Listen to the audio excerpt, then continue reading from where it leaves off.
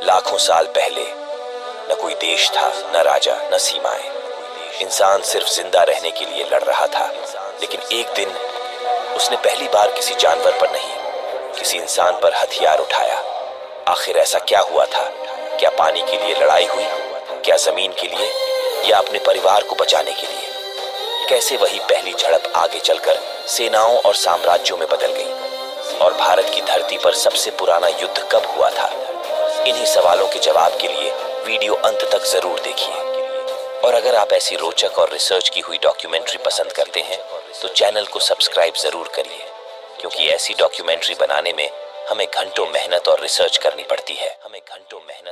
कल्पना कीजिए एक ऐसी दुनिया की जहां सुबह होने का मतलब उम्मीद नहीं, बल्कि मौत के साथ एक और दिन का शुरू होना था। आज से 20 लाख साल पहले अफ्रीका कोई हरा भरा स्वर्ग नहीं था। यह एक बंजर अखाड़ा था। न सिर पर छत थी, न पैरों में जूते। जमीन इतनी गर्म थी कि पैर जल जाए।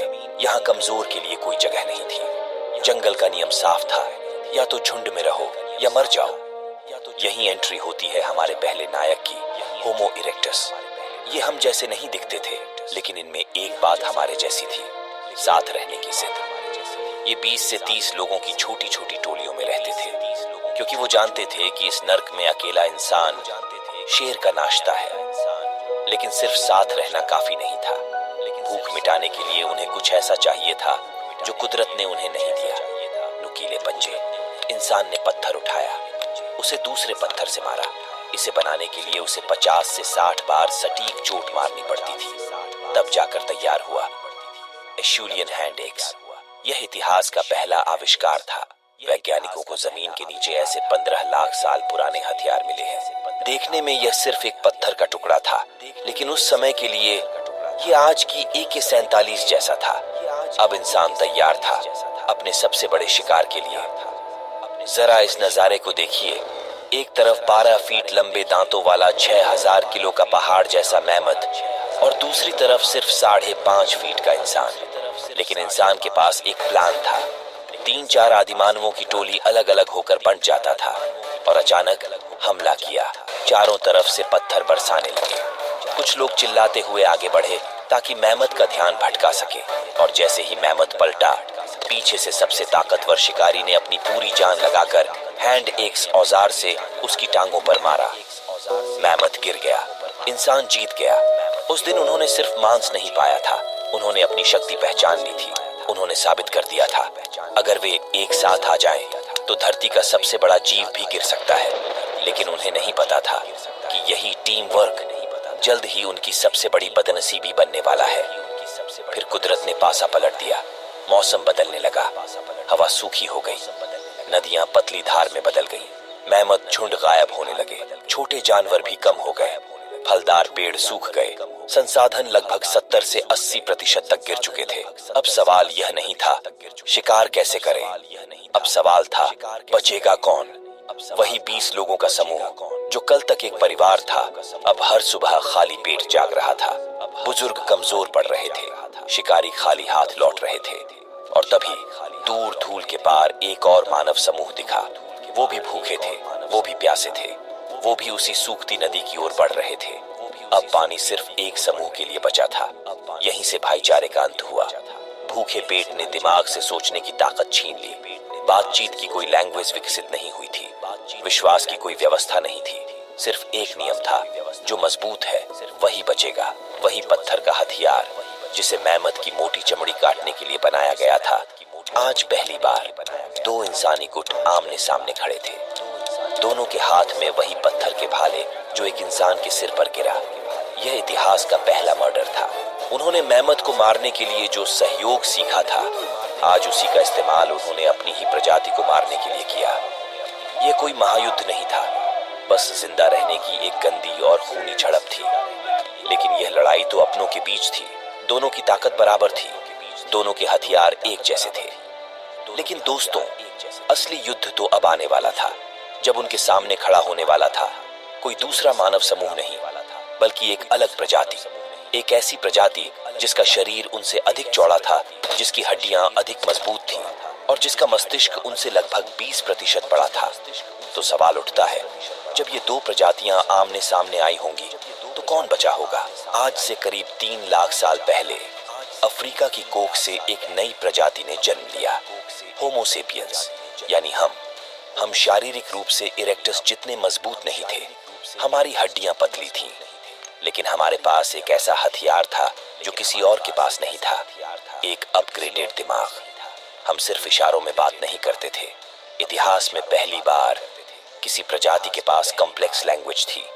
हम सिर्फ खतरा नहीं चिल्लाते थे, हम बता सकते थे कि खतरा नदी के पीछे 2 पेड़ों के बीच छिपा है। यही कम्युनिकेशन हमारा सबसे बड़ा हथियार बना। हम 10 नहीं बल्कि 100 अजनबियों के साथ मिलकर एक सेना बना सकते थे। और जब अफ्रीका छोटा पड़ने लगा तो यह नई सेना निकल पड़ी दुनिया फतह करने। और होमो सेपियंस ने वही किया जो उनके पूर्वजों ने किया था, पलायन। उन्होंने अपना चेहरा उत्तर और पश्चिम की तरफ मोड़ा, यूरोप की धरती पर। उन्हें लगा कि वहां खाली जमीन उनका इंतजार कर रही है, लेकिन उन्हें नहीं पता था कि वो मौत के मुंह में जा रहे हैं। वहां बर्फ और कोहरे के बीच एक दूसरी इंसानियत पहले से राज कर रही थी। निएंडरथल ये कोई साधारण आदिमानव नहीं थे, ये हिमयुग के लिए बने जीवित टैंक थे। इनका शरीर छोटा लेकिन लोहे जैसा चौड़ा था। इनकी हड्डियां हमसे 20% ज्यादा मजबूत थीं। इनका दिमाग हमसे बड़ा था। इनकी ताकत का अंदाजा इस बात से लगाइए कि ये बाइसन और मैमथ से कुश्ती लड़कर उन्हें भाले से मारते थे। ये सेपियंस को देखकर डरे नहीं, बल्कि उनकी आंखों में एक चमक आई। उन्हें लगा आज रात का खाना खुद चलकर आया है। 2 अलग अलग दुनियाएं टकराने वाली थीं। ये इतिहास का पहला असिमेट्रिकल वॉर था। एक तरफ निएंडरथाल्स की ताकत, दूसरी तरफ उन्नत हथियारों वाले के साथ लैस सेपियंस। निएंडरथल के पास भारी भाले थे। उन्हें मारने के लिए दुश्मन के गले तक पहुंचना पड़ता था। यह क्लोज कॉम्बैट था, लेकिन सेपियंस चालाक थे। उन्होंने अपनी दुबली हड्डियों का फायदा उठाया। वो तेज दौड़ सकते थे और उन्होंने आविष्कार किया प्रोजेक्टाइल वेपन्स का, तीर कमान और भाला फेंकने वाला यंत्र। यहीं से खेल बदल गया। निएंडरथल अपनी ताकत का इस्तेमाल ही नहीं कर पाए। सेपियंस की हिट एंड रन की रणनीति ने निएंडरथल को थका दिया। उनके भारी शरीर को बहुत ज्यादा ऊर्जा चाहिए थी। लड़ते लड़ते वो भूखे मरने लगे। उन्होंने घुटने टेक दिए। सेपियंस ने न सिर्फ उन्हें युद्ध में हराया, बल्कि उन्हें अधीन कर लिया। लेकिन दोस्तों, इतिहास गवाह है कि विजेता सिर्फ जमीन पर कब्जा नहीं करता, वो लोगों को भी बंधक बना लेता है। युद्ध के मैदान में खून बहा, लेकिन गुफाओं के अंदर कुछ और ही खिचड़ी पक रही थी। इंटरब्रीडिंग। कई जगहों पर सेपियंस पुरुषों ने निएंडरथल महिलाओं को अपना साथी बना लिया। 2 अलग अलग प्रजातियां एक हो रही थीं। यही वजह है कि आज भी यूरोप और एशिया के हम जैसे आधुनिक इंसानों के डीएनए में 1% से 2% निएंडरथल जीन जिंदा है। लेकिन इस शादी और मेल मिलाप के साथ सेपियंस अपने साथ एक ऐसा हथियार लाए थे जो दिखाई नहीं देता था। नए वायरस और बीमारियां। सेपियंस का शरीर जिन बीमारियों से लड़ना सीख चुका था, निएंडरथल का शरीर उनके लिए तैयार नहीं था। निएंडरथल अंदर से खोखले होने लगे। उनकी आबादी गिरने लगी और धीरे धीरे यूरोप के जंगलों से उनकी आवाजें हमेशा के लिए खामोश हो गई। मैदान साफ था, प्रतिद्वंदी खत्म हो चुका था। अब पूरी दुनिया पर सिर्फ एक ही प्रजाति का राज्य था, होमो सेपियंस यानी हम। हमें लगा हम विश्व विजेता हैं। हमें लगा अब हमें कोई नहीं रोक सकता। लेकिन हमें क्या पता था कि हमारी यह जीत बहुत छोटी होने वाली है। हमने दुश्मनों को तो हरा दिया था, लेकिन अब कुदरत हमसे हिसाब बराबर करने वाली थी। आखिर वह प्रकृति का क्या प्रकोप था जिससे युद्ध अब संगठित रूप में बदलने वाला था। आज से करीब 20,000 साल पहले कुदरत ने अपना सबसे ठंडा जाल फेंका। लास्ट आइस एज तापमान गिरा और दुनिया फ्रीजर बन गई। जो घटियां कल तक फलों और जानवरों से भरी थीं, वो अब सफेद रेगिस्तान थी। रिसोर्सेज कम नहीं हुए, वो गायब हो गए। भूख सिर्फ पेट को नहीं जलाती, वो दिमाग की वायरिंग बदल देती है। जब संसाधन कम होते हैं तो इंसान का दिमाग शांति नहीं, सॉल्यूशन खोजता है। और यहीं से इंसान के ब्रेन के अंदर एक नया और खतरनाक इवोल्यूशन शुरू हुआ। जैसे कि आदिमानव की दिमाग का प्रीफ्रंटल कॉर्टेक्स जो भविष्य की प्लानिंग करता है, उन्होंने जब इस विकट स्थिति को देखा जहां भोजन मिलना बंद हो गया था, तो उनके दिमाग के वह प्रीफ्रंटल कॉर्टेक्स हिस्सा सोचा कि जंगल में संसाधन सीमित हो रहा है। अगर मैं कब्जा नहीं किया तो कोई और ले जाएगा और फिर मेरा परिवार मरेगा।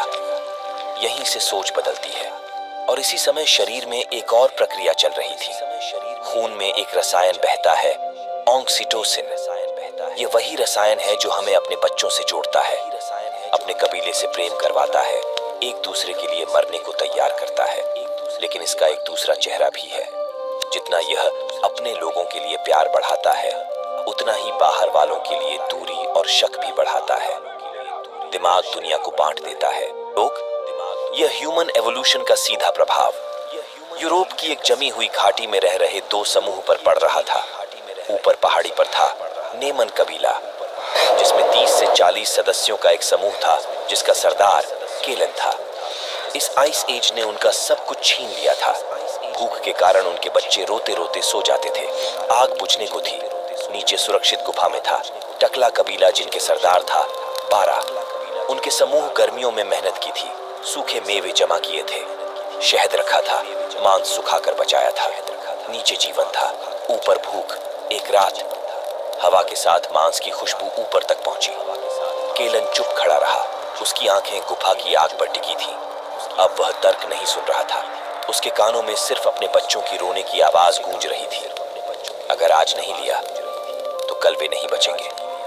रात गहरी हुई। केलन ने अपने लोगों को इशारा किया। इस बार उनके हाथ में सिर्फ पुराने मोटे पत्थर नहीं थे। उन्होंने छोटे तेज धार वाले पत्थर बनाए थे, माइक्रोलिथ्स, छोटे ब्लेड जैसे टुकड़े जो भाले की नोक पर बंधे थे। वे बर्फ पर धीरे धीरे रेंगते हुए नीचे उतरे। दिल की धड़कन तेज थी, सांस ठंडी हवा में धुंध बन रही थी। और फिर रात के अंधेरे में हमला हुआ। यह युद्ध मारने के लिए नहीं था, यह लूटने के लिए था। केलन के लोग बारा की गुफा में घुस गए। मांस छीना गया, सूखे मेवे लूटे गए, और जिसने रोकने की कोशिश की उसे उन माइक्रोलिथ्स हथियार ने हमेशा के लिए शांत कर दिया। उस रात बर्फ पर जो खून गिरा वो किसी जानवर का नहीं, भाई का था। इंसान ने सीख लिया था कि शिकार करने से आसान है, छीन लेना। नेमन कबीला जीत गया। उस रात उनके बच्चे पेट भर कर खाए। लेकिन उस रात उन्होंने एक नई और खतरनाक चीज सीखी। उन्होंने समझा कि ताकत ही असली संसाधन है। अगर उन्हें अपनी जमीन और खाने को बचाना है तो उन्हें सिर्फ शिकारी नहीं, सिपाही चाहिए। उन्हें एक ऐसा समूह चाहिए जिसका काम शिकार करना नहीं बल्कि हमला करना और रक्षा करना हो। यहीं से मानव इतिहास में आर्मी का विचार पैदा हुआ। ये छोटी मोटी लूटपाट तो बस शुरुआत थी, लेकिन सवाल ये है, जब यह आर्मी का विचार हकीकत बना तो इतिहास में पहली बार दो सेनाएं आमने सामने कहां टकराई? दोस्त, वक्त का पहिया फिर घुमा। आज से करीब 12,000 से 14,000 साल पहले बर्फ का युग खत्म होने लगा। धरती गर्म होने लगी, नदियां फिर से बह निकली, जंगल हरे हो गए। इंसान के लिए यह खुशखबरी होनी चाहिए थी ना? लेकिन इतिहास गवाह है, जब दौलत बढ़ती है तो उसे छीनने वाले भी बढ़ जाते हैं। नदियों के किनारे अब सिर्फ पानी नहीं था, वहां जीवन था, मछलियां थी, पेड़ थे। इंसान अब समझ गया था कि उसे भोजन के लिए मीलों भटकने की जरूरत नहीं है। उसे बस एक अच्छी जगह, जैसे नदी का किनारा, पकड़ना है और वहीं जम जाना है। लेकिन समस्या यह थी, नदी का किनारा सबको चाहिए था। यहीं से जन्म हुआ एक नए विचार का, कब्जा। यह नदी मेरी है, यह जमीन मेरी है। जब कबीले एक जगह रुकने लगे तो उन्हें एक डर सताने लगा। अगर दूसरे समूह ने आकर हमारी नदी का जमीन छीन ली तो? इस डर ने समाज को हमेशा के लिए बदल दिया। समूह के लोगों ने देखा कि उनमें से कौन सबसे ज्यादा ताकतवर है, कौन है जो सबसे अच्छा भाला चलाता है। उन्होंने उसे चुना अपना सरदार। एक नया डील हुआ। आम लोग शिकार करेंगे, फल जमा करेंगे, लेकिन सरदार शिकार नहीं करेगा। उसका काम होगा रक्षा करना। बदले में कबीले के लोग उसे अपने हिस्से का सबसे अच्छा मांस, सबसे मीठा शहद और सबसे साफ पानी देंगे। दोस्तों, यह और कुछ नहीं, इतिहास का पहला टैक्स था। इंसान ने अपनी आजादी गिरवी रख दी, सिर्फ सुरक्षा के बदले। लेकिन एक अकेला सरदार पूरे कबीले को नहीं बचा सकता था। उसे अपनी फौज चाहिए थी। उसने कबीले के सबसे फुर्तीले और गुस्सैल नौजवानों को चुना। उन्हें अब शिकार पर जाने की जरूरत नहीं थी। उनका पेट कबीला भर रहा था। उनका बस एक ही काम था, कसरत करना और हथियार को धारदार बनाना। उन्होंने नई तकनीकें से सीखी, जानवर को कैसे घेरना है ये तो वो जानते थे। अब उन्होंने सीखा कि इंसानों को कैसे घेरना है, छाती में भाला कैसे उतारना है। यह अब भीड़ नहीं थी, यह इतिहास की पहली अनऑर्गेनाइज्ड आर्मी थी। अब सवाल यह है, क्या यह आर्मी सिर्फ डराने के लिए थी या इन्होंने सच में तबाही मचाई? इसका खौफनाक सबूत हमें मिलता है सूडान में नील नदी के किनारे, एक जगह जिसे जेबेल साहबा कहते हैं। यहाँ रेत के नीचे हमें 13,000 साल पुराना एक कब्रिस्तान मिला। वहाँ 61 कंकाल दफन थे, लेकिन यह कोई आम मौत नहीं थी। वैज्ञानिकों ने जब माइक्रोस्कोप से देखा तो उनके रोंगटे खड़े हो गए। आधे से ज्यादा कंकालों की हड्डियों में तीर धंसे हुए थे, किसी की खोपड़ी में, किसी की छाती में। और मरने वाले सिर्फ मर्द नहीं थे, उनमें औरतें थीं और नन्हे बच्चे भी थे। ये दो कबीलों की छोटी मोटी लड़ाई नहीं थी। तीरों की दिशा बताती है कि हमलावरों ने उन्हें चारों तरफ से घेर कर मारा था, बिल्कुल एक सोची समझी मिलिट्री रणनीति के तहत। मकसद उन्हें हराना नहीं था, उन्हें जड़ से मिटाना, ताकि उनकी नदी और उनकी जमीन पर कब्जा किया जा सके। जेबेल साहबा ने साबित कर दिया कि इंसान अब जानवर नहीं, योद्धा बन चुका था। युद्ध अब एक सिस्टम बन गया था। लेकिन दोस्तों, अभी तक लड़ाई सिर्फ अच्छी जगह और जंगली फलों के लिए थी। क्या होगा जब इंसान जंगल छोड़कर खेती करना शुरू करेगा? क्या होगा जब वो अनाज के बड़े बड़े गोदाम भरेगा? अब लुटेरों को जंगल में भटकने की जरूरत नहीं होगी, उन्हें पता होगा कि खजाना कहाँ है। दोस्त, अब तक इंसान की जिंदगी एक दौड़ थी। सुबह उठो, भागो, शिकार करो और कंद मूल जमा करना। लेकिन आज से करीब 10,000 साल पहले इंसान के दिमाग में एक ऐसा विचार आया जिसने पूरी दुनिया को हमेशा के लिए बदल दिया। उसने सोचा, मैं खाने के पीछे क्यों भाग रहा हूँ, क्यों न खाने को जमीन से उपजाऊं। यही वो पल था जब इंसान ने अपना भाला नीचे रखा और जमीन में एक बीज बोया। उसने जंगल की उस जंगली घास को अपनाया जिसे आज हम गेहूं और जौ कहते हैं। यह था नियोलिथिक रेवोल्यूशन। लेकिन सच कहूं, कोई क्रांति नहीं थी, ये एक सुनहरा पिंजरा था। क्यों? क्योंकि जब आप शिकारी थे तो आप आजाद थे। खतरा महसूस होते ही आप दूसरी जगह भाग सकते थे। लेकिन अब आप फंस चुके थे। आपने महीनों मेहनत करके फसल उगाई थी, आपने पसीना बहाकर अनाज के बड़े बड़े गोदाम भरे थे। यह अनाज सिर्फ खाना नहीं था, ये उस जमाने का सोना था। ये दुनिया की पहली दौलत थी, और जहां दौलत होती है वहां उसे छीनने वाले भी आ जाते हैं। जंगलों में अभी भी ऐसे खूंखार कबीले थे जो खेती नहीं करते थे। उन्होंने देखा कि नदी के किनारे बसे हुए ये किसान मोटे और सुस्त हो गए हैं। उनके पास अनाज का भंडार है। अब इंसान को एक नए डर ने जकड़ लिया। अगर लुटेरे आए तो वे सिर्फ अनाज नहीं ले जाएंगे, वे मेरे बच्चों को मार देंगे और मेरी जमीन छीन लेंगे। इस डर ने इंसान को वह करने पर मजबूर किया जो उसने पहले कभी नहीं किया था। उसने दीवारें खड़ी की। इतिहास में पहली बार जेरिको जैसे शहरों में पत्थर की विशाल दीवारें उठी। दोस्त, जरा सोचिए, उस जमाने में बिना मशीनों के 13 फीट ऊंची दीवारें क्यों बनाई गईं? बाढ़ रोकने के लिए? नहीं। जानवरों के लिए? बिल्कुल नहीं। ये दीवारें गवाही देती हैं कि बाहर दूसरे इंसान खड़े थे जो बातचीत करने नहीं, सब कुछ मिटाने आए थे। अब युद्ध का मतलब सिर्फ लड़ना नहीं था, अब युद्ध का मतलब था दीवार के अंदर की दुनिया को बचाना। लेकिन क्या दीवारें उन्हें बचा पाईं? इसका सबसे खौफनाक सबूत हमें मिलता है जर्मनी की एक जगह पर, जिसे टालहाइम डेथ पिट कहते हैं। यहाँ पुरातत्वविदों को 7,000 साल पुराना एक गड्ढा मिला। उसमें 34 कंकाल एक के ऊपर एक फेंके गए थे। यह कोई कब्रिस्तान नहीं था, यह एक कूड़ेदान था लाशों का। जब इन हड्डियों की जांच हुई तो डरावने वाला सच सामने आया।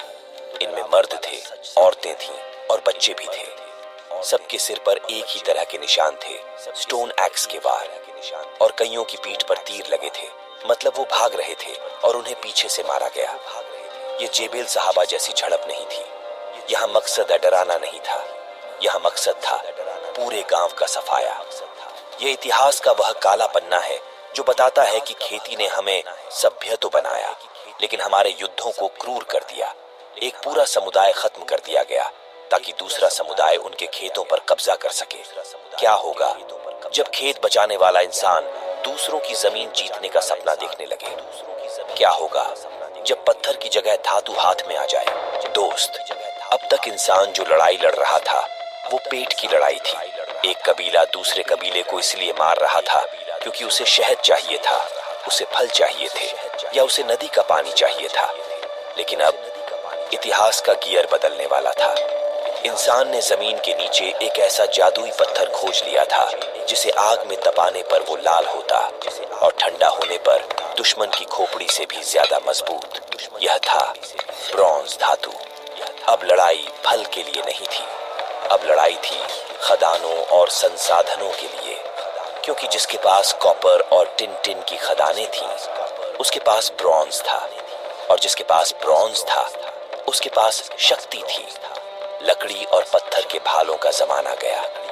अब मैदान में वो सैनिक उतर रहे थे जिनके हाथों में ब्रोंज की तलवारें थीं, जो सूरज की रोशनी में चमकती थीं और दुश्मन को देखते ही अंधा कर देती थीं।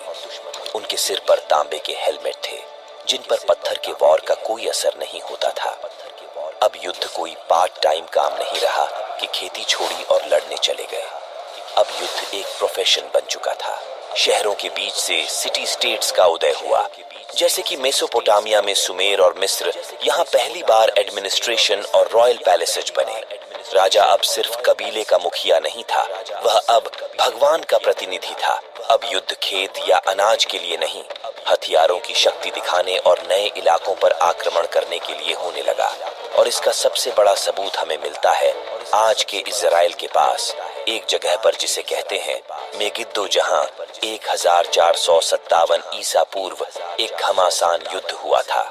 यह इतिहास का पहला युद्ध है जिसका लिखित रिकॉर्ड मौजूद है। जरा उस समय के यह युद्ध के मैदान को देखिए। एक तरफ था प्राचीन मिस्र का बाहुबली राजा थुतमोस III, दूसरी तरफ थे कनान, आज का इजराइल, सीरिया और लेबनान के कई राजाओं का गठबंधन। यह उस जमाने का वर्ल्ड वॉर था। मिस्र को अपनी पावर दिखानी थी और इन राजाओं को हराना था, लेकिन बीच में एक मुसीबत थी, संकरा पहाड़। दुश्मन की विशाल सेना को यकीन था कि थुतमोस सीधे और चौड़े रास्ते से आएगा, लेकिन थुतमोस ने वो किया जो एक चालाक सेनापति करता है। उसने अपनी सेना को एक ऐसे नैरो पासेस से निकाला जो यह एक बेहद संकरा रास्ता था, जहां एक बार में सिर्फ एक घोड़ा निकल सकता था। रिस्क बहुत बड़ा था। अगर दुश्मन को पता चल जाता तो मिस्र की सेना वहीं खत्म हो जाती। लेकिन सरप्राइज, अगली सुबह जब कनान के राजाओं ने अपनी आंखें खोली तो उनके होश उड़ गए। मिस्र की सेना उनके सामने नहीं बल्कि उनके ठीक पीछे खड़ी थी। और फिर थुतमोस ने अपना सबसे खतरनाक हथियार निकाला, 1000 युद्ध रथ। ये उस जमाने का टैंक या फाइटर जेट समझ लीजिए। जैसे बाहुबली 2 में भलाल देव तेज रफ्तार रथों को दुश्मन की सेना में चीरते हुए देखा। रथों के पहियों से उड़ी धूल ने युद्ध मैदान को ढक लिया। इन रथों पर सवार तीरंदाजों ने बाणों की बारिश कर दी और मिस्र के सैनिकों के हाथ में थी वो पेश दरांती जैसी मुड़ी हुई तलवार। मिस्र का सैनिक इसे दुश्मन की ढाल में फंसाता, जोर से खींचता और ढाल हटते ही खेल खत्म। दुश्मन की सेना में भगदड़ मच गई। राजा अपने सोने के रथ, अपने कपड़े और अपने तंबू छोड़कर मेगिद्दो शहर की दीवारों के पीछे भाग खड़े हुए। मैदान साफ था, मिस्र जीत चुका था। उस दिन दुनिया ने देख लिया कि अब युद्ध भीड़ से नहीं बल्कि स्ट्रैटेजी और टेक्नोलॉजी से जीता जाता है। दोस्त, ये युद्ध तो केवल टेलर था। जरा सोचिए कैसे एथेंस के मुट्ठी भर आम नागरिकों ने पर्शिया की उस विशाल सेना को धूल चटा दी जिसे दुनिया का कोई राजा नहीं रोक पाया था। दोस्तों, 1200 ईसा पूर्व के आसपास आते आते दुनिया की सिनेरियो बदल गई। अब राजा महलों की बालकनी से खड़ा होकर जब अपनी सीमा देखता था तो उसे पेट की चिंता नहीं थी। उसके दिमाग में एक नई और खतरनाक हवस जाग चुकी थी, अपने राज्य का एक्सपेंशन। उसने देखा कि अगर वो पड़ोसी राज्य को हराएगा तो उसे सिर्फ जमीन नहीं मिलेगी, उसे मिलेंगे हजारों नए लोग और वो लोग उसे देंगे टैक्स, और उस पैसे से वो बनाएगा दुनिया की सबसे बड़ी सेना। युद्ध अब जरूरत नहीं, पॉलिटिक्स बन चुका था। इस नई विस्तार नीति का सबसे भयानक रूप हमें देखने को मिला आज के इराक में। यह थी असीरियन एम्पायर, अपने समय के सबसे खूंखार साम्राज्य। इन्होंने दुनिया को एक नया पाठ पढ़ाया। असीरियन जानते थे कि हजारों लोगों को मारना मुश्किल है, लेकिन करोड़ों लोगों को डराना आसान है। उन्होंने साइकोलॉजिकल वॉरफेयर की शुरुआत की। उस साम्राज्य के राजा का कहना था कि दुश्मन को सिर्फ हराओ मत, उसे इतना डरा दो कि उसकी आने वाली 7 पुश्तें भी तलवार उठाने से कांपे। इनका युद्ध करने का तरीका सचमुच उस समय के सबसे अजीब थे। यह राजा जब किसी के राज्य पर हमला करना होता था तो वह सबसे पहले शहर को असीरियन सेना उसे घेर लेती। फिर सप्लाई लाइन काटी जाती ताकि उस दुश्मन राज्य में बाहर से पानी और अनाज नहीं लाया जाए। भूख से शहर कमजोर हो जाता। फिर आते थे उनके विशाल घेराबंदी यंत्र, लकड़ी के चलित टावर और लोहे की नोक वाले भारी बैटिंग रैम्स, जिसके द्वारा दीवारें को तोड़ा जाता और दरवाजे को गिराया जाता और फिर शुरू होता पूर्ण सफाया। लेकिन असली हथियार तलवार नहीं था, डर था। वे जीत के बाद ऐसी क्रूरता दिखाते कि उसकी खबर अगली सीमा तक पहुंच जाए। लेकिन दोस्तों, क्या हर युद्ध सिर्फ राजा के लालच के लिए था? नहीं। इतिहास में एक ऐसा मोड़ भी आया जहां इंसान ने राजा के लिए नहीं बल्कि अपनी पहचान के लिए तलवार उठाई। चलिए चलते ग्रीस देश। साल था 490 ईसा पूर्व। जगह था मैराथन का मैदान। जरा उस मंजर की कल्पना कीजिए। समुद्र का पानी दिखाई नहीं दे रहा था क्योंकि वहां पेर्शिया के 600 जंगी जहाज खड़े थे। उन जहाजों से उतर रही थी 25,000 से ज्यादा सैनिकों की विशाल सेना। उनका मकसद साफ था, एथेंस को जलाना और लोगों को गुलाम बनाना। एथेंस आज के ग्रीस देश में स्थित एक प्राचीन शहर राज्य, एजियन सागर के किनारे बसा हुआ। और उन्हें रोकने के लिए कौन खड़ा था? सिर्फ 10,000 एथेंस के नागरिक। इनमें कोई पेशेवर सैनिक नहीं था। कोई किसान था, कोई कुम्हार था, कोई कवि था। गणित के हिसाब से एथेंस को हार मान लेनी चाहिए थी, लेकिन यहाँ फर्क जज्बे का था। फारस का सैनिक लड़ रहा था क्योंकि उसे तनख्वाह मिल रही थी या उसे अपने राजा के कोड़े का डर था। लेकिन एथेंस का नागरिक कह रहा था, मैं किसी राजा का नौकर नहीं हूँ, ये मेरा शहर है। अगर मैं हारा तो मेरे बच्चे गुलाम बनेंगे, मेरी औरतों की इज्जत जाएगी। और फिर उन्होंने वो किया जो इतिहास में किसी ने नहीं किया था। फारस के तीरंदाज दुनिया में सबसे बेहतरीन थे। वो दूर से ही दुश्मन को खत्म कर देते थे। उनसे बचने के लिए एथेंस के इन आम नागरिक सैनिकों ने एक गजब की युद्ध तकनीक अपनाई। एथेंस के सैनिक कंधे से कंधा मिलाकर खड़े हो गए। हर सैनिक की बड़ी गोल ढाल उसके बाएं साथी को भी ढक रही थी। सैकड़ों ढालें जुड़कर एक सीधी दीवार बन गई। आगे निकले लंबे भाले एक साथ। इसे कहते थे फालैक्स फॉर्मेशन, जहां कोई अकेला नहीं लड़ता था, पूरा समूह एक शरीर बनकर आगे बढ़ता था। फारसी सैनिक हल्के कवच में थे, दूरी से तीर चलाने में माहिर। लेकिन जब यह ढालों की दीवार उन पर टूटी तो उनकी पंक्तियां बिखर गईं। 6,000 फारसी मारे गए। एथेंस के सिर्फ 192। फारस की विशाल सेना अपनी जान बचाकर जहाजों की तरफ भागी। यहीं से कबीलाई सोच खत्म हुई और देशभक्ति का जन्म हुआ। इंसान ने सीख लिया कि जब वो अपनी जमीन को मातृभूमि मानता है तो एक साधारण किसान भी दुनिया की सबसे बड़ी सल्तनत को धूल चटा सकता है। जब एथेंस के मुट्ठी भर सैनिकों ने विशाल पर्शिया सेना को युद्ध के मैदान में धूल चटा दिया तो क्या उस समय भारत शांत बैठा था? क्या हमारी सप्त सिंधु की धरती पर केवल यज्ञ ही चल रहा था? सबसे पहले चलते हैं 4,500 साल पीछे, इंडस वैली सिविलाइजेशन में। हमें बताया गया कि ये लोग व्यापारी थे, योद्धा नहीं, क्योंकि हमें वहां कोई बड़ी तलवारें या भयानक हथियार नहीं मिले। लेकिन दोस्तों, जरा उनकी दीवारों को देखिए। यदि अपने मेरे हालिया इंडस वैली वाले वीडियो देखा होगा तो जानते होंगे कि हड़प्पा और मोहनजोदड़ो के शहर 2 हिस्सों में बंटे थे, एक आम लोगों के लिए और एक ऊंचा हिस्सा दुर्ग। और इस दुर्ग के चारों तरफ मोटी और ऊंची दीवारें थी। सवाल ये है, अगर कोई दुश्मन नहीं था तो दीवारें किसके लिए? ये दीवारें गवाही देती हैं कि उस समय भी डर मौजूद था। हो सकता है बाहर के लुटेरे हों या आपस के संघर्ष। लेकिन फिर समय बदला। हड़प्पा की ईंटें ढह गईं और समय 1500 ईसा पूर्व के मैदान में आए आर्य। इस समय युद्ध गायों और चरागाहों के लिए था और ऋग्वेद में युद्ध का नाम गविष्टि उल्लेख होता है, यानी गायों के लिए लड़ाई। लेकिन यह सिर्फ छोटी मोटी लड़ाई नहीं थी। रावी नदी के किनारे दुनिया का एक महायुद्ध लड़ा गया, जिसे ऋग्वेद में दशराजन युद्ध कहते हैं। एक तरफ राजा सुदाश और दूसरी तरफ 10 राजाओं का गठबंधन। राजा सुदाश ने अपनी रणनीति और इंद्र देवता के आशीर्वाद से उन 10 को हरा दिया। समय का पहिया घूमा और हम पहुंचते हैं 600 ईसा पूर्व में। अब कबीले खत्म हो चुके थे, अब बन चुके थे महाजनपद गांधार, कुरु, पांचाल, कोसल। लेकिन इन सब में एक राज्य ऐसा था जिसकी नजरें सिर्फ जमीन पर नहीं, पूरे भारत पर थीं। आज का बिहार, तब का मगध। यहाँ एंट्री होती है एक विजनरी राजा की, बिंबिसार। बिंबिसार ने समझा कि कबीले की सेना से काम नहीं चलेगा। उसने भारत की पहली स्टैंडिंग आर्मी बनाई। उसने शादी और युद्ध दोनों को हथियार बनाया। और फिर आया उसका बेटा अजात शत्रु। उसने गंगा और सोन नदी के संगम पर एक ऐसा किला बनाया जिसे जीतना नामुमकिन था। यही किला आगे चलकर दुनिया का सबसे महान शहर बना, पाटलिपुत्र, आज का पटना। अजात शत्रु जानता था कि वैशाली जैसे मजबूत दुश्मनों को हराने के लिए सिर्फ तलवारें काफी नहीं है, उसे एडवांस टेक्नोलॉजी चाहिए थी। और उसने वो आविष्कार किए जिन्हें देखकर आज हम हैरान रह जाते हैं। क्या आपने फिल्म बाहुबली देखी है? उसमें भल्लाल देव का वो रथ याद है जिसके आगे पंखे जैसा ब्लेड लगा था? इतिहास गवाह है, वो कल्पना नहीं थी। उसे अजात शत्रु ने हकीकत में बनाया था। उसका नाम था रथ मूसल। एक ऐसा रथ जो भीड़ में घुसता था और बिना रुके दुश्मनों को काटता चला जाता था। और दूसरा हथियार था महाशिला कंटक, एक विशाल गुलेल जो बड़े बड़े पत्थरों को तोप के गोले की तरह फेंकता था। दोस्तों, अजात शत्रु ने मगध को ताकत दी, लेकिन नंद वंश ने उसे एक राक्षस बना दिया। उस समय मगध की गद्दी पर बैठा था धनानंद, एक क्रूर और घमंडी राजा। लेकिन ताकत घमंडी के पास टिकती नहीं।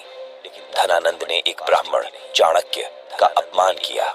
चाणक्य ने अपनी शिखा खोली और कसम खाई, जब तक इस वंश को उखाड़ नहीं फेंकूंगा, चैन से नहीं बैठूंगा। उन्हें मिला एक साधारण बालक, चंद्रगुप्त मौर्य। चाणक्य की नीति और चंद्रगुप्त की तलवार ने मिलकर मगध के इतिहास को पलट दिया। अत्याचारी शासन खत्म हुआ और मौर्य साम्राज्य की नींव पड़ी। लेकिन असली गौरव का पल तब आया जब सिकंदर का सेनापति सेल्यूकस वापस आया। उसे लगा भारत कमजोर है, लेकिन इस बार उसका सामना चंद्रगुप्त से हुआ। परिणाम, सेल्यूकस को न सिर्फ हार माननी पड़ी, बल्कि अपने 4 बड़े राज्य काबुल, कंधार, हेरात भारत को देने पड़े। जो दुनिया जीतने आए थे वो भारत के सामने नतमस्तक हो गए। पहली बार अफगानिस्तान से लेकर दक्षिण तक भारत एक झंडे के नीचे आया। यह था अखंड भारत। लेकिन दोस्तों, इतिहास में एक ऐसी भी उन्नत सभ्यता थी जो कहा जाता है कि एक ही रात में समुद्र की गहराइयों में डूब गई। वह थी अटलांटिस सभ्यता। इसके बारे में पूरा जानना चाहते हैं तो इस वीडियो पर क्लिक करें।